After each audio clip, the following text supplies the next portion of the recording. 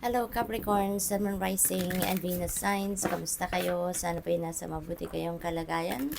Welcome back po sa Star Tarot. Kung bago kayo dito, welcome din kayo. Thank you sa inyong support. I truly appreciate it. God bless you all.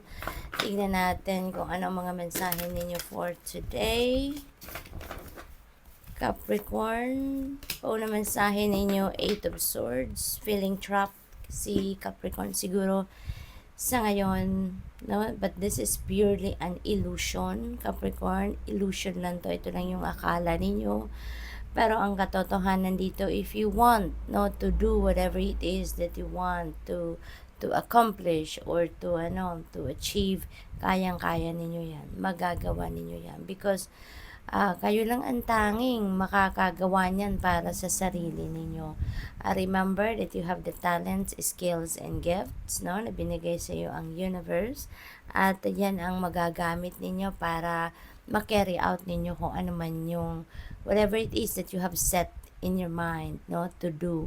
Kaya ano lang ito siguro, nai-intimidate lang kayo ng ibang tao, maaring mayroong mga negative comments lang na naririnig kayo from other people. So, deadmahin nyo na lang, 'di ba? Kasi otherwise, wala kayong mapupuntahan. Sayang naman, 'di ba? Ng pagkakataon, sayang naman ng mga talents, skills, and gifts ninyo. At walang maidudulot na magandang resulta, no? Ito para sa iyo. Kaya, gising, Capricorn, wake up, diba? Remember that you have all it takes to be successful, okay? Kung kaya ng ibang magtagumpay, kaya nyo din, right? Lalo-lalo na meron naman kayo mga talento, meron kayong mga skills, may mga gifts, so you can do it, okay? So what else? We have Knight of Pentacles, okay? Ayan, so may mga opportunities na lumalapit sa inyo dito, financial opportunities, so baka merong mga job offer, merong mga offer for career, offer for negosyo, ventures, kung ano-ano pa yan na pwede ninyong pagkakitaan. Okay? So, take a look at them and pag-isipan ninyong mabuti. Okay? Pag-isipan ninyong mabuti before you take action. Okay? Para sigurado kayo sa inyong gagawin, para hindi kayo yung hindi kayo magsisi in the end, yung ganon. What else? We have 3 of Wands. Ayan, so this is good fortune energy, Capricorn. Napapaligiran kayo ngayon ng swerte. Kaya as much as possible, tanggalin na talaga to at mag-focus kayo dito sa mga offers at kung anuhin nyo na to, kung gagawan nyo na ng paraan, na ma-roll out nyo na whatever it is that you have set in your mind to do. Nako, siswertehin kayo dito, Capricorn, kasi this is good fortune energy. Kaya tanggalin na kung ano yung mga negativity na to para walang maging sagabal dito sa pagtatagumpay ninyo. Okay? Dito rin sa 3 of Wands na to, maaring meron na kayong mga small successes dito, no? Na maaring nakakamit nyo na. And maybe some of you are waiting for the big ones. Kaya siguro maaring yun din ang hinihintay ng iba sa inyo dito, Capricorn. Pero may napipick up ako dito ng small successes already na nai-experience yun na or nakamit yun na, and you're just waiting for the grand, no? For the grand fruit ng inyong labor. Travel is also imminent dito for some of you. Maaring kayo ay mangingibang bayan, maaring may mga job opportunity overseas dito, expansion, pag-aaral, mga ganon, or baka merong pasyal din. Baka merong magta-travel outside the country para mag-tour, yung ganon. At tsaka, ang iba sa inyo waiting for something. No, hindi lang yung fruit of your labor ang hinihintay ng iba sa inyo dito, but maybe you are also waiting for documents, travel documents, waiting for results ng kung ano mga test na ginawa ninyo.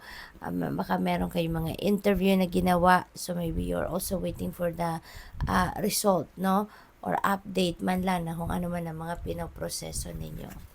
We have 6 of Cups yan. Speaking of travel, no, siguro talaga merong magta-travel ang iba sa inyo to come home, no. Some of you are traveling home to visit your family, visit your kids, visit your parents, yung mga ganon, ano.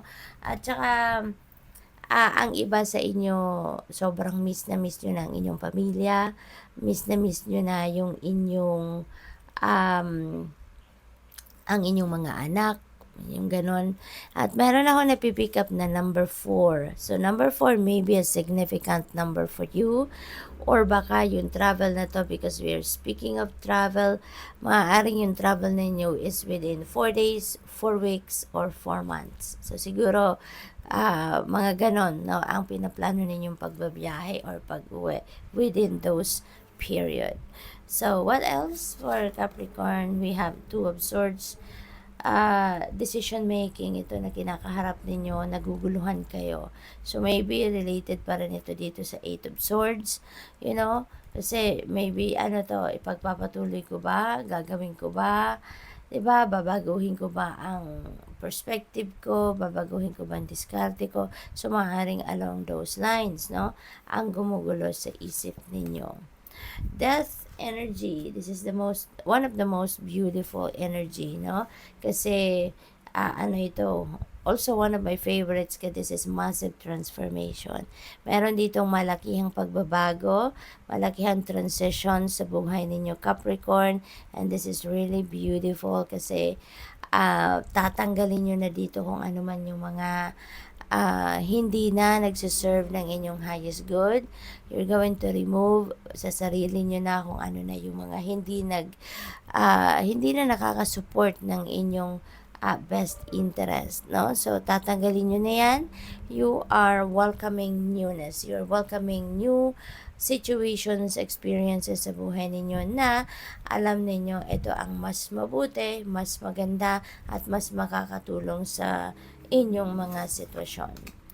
Queen of Wands, and you're going to be very excited about that. So, Capricorn, feeling ko, itong energy na to, you are going to dito, yung parang aalisin mo na to. You're really going to walk away from this energy, no?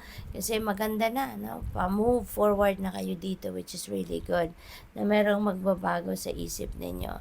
So, with the Queen of Wands, kung ano man ito, whatever it is that you have set in your mind to do, gagawin mo na yan. You're going for it, you know, at magiging desidido ka na dito, magiging determinado, desidido, at gagawin mo yan, no?